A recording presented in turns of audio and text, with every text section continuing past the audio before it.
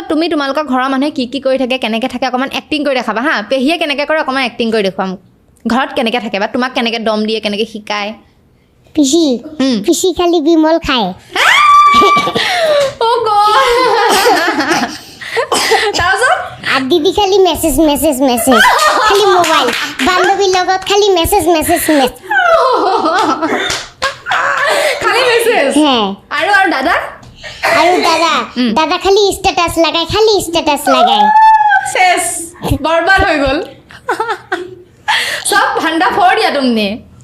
চব ভাণ্ডা ফুটাই দিছা আৰু কেনেকৈ কথা কেনেকৈ কয় কোৱাচোন পেহীয়ে তোমাক কেনেকৈ কথা কয় ভাত খাবো আইছে এনেকৈ কয় আৰু হেৰি দিদি কয় মোবাইল দেখবো না মোবাইল দেখলে মাৰিম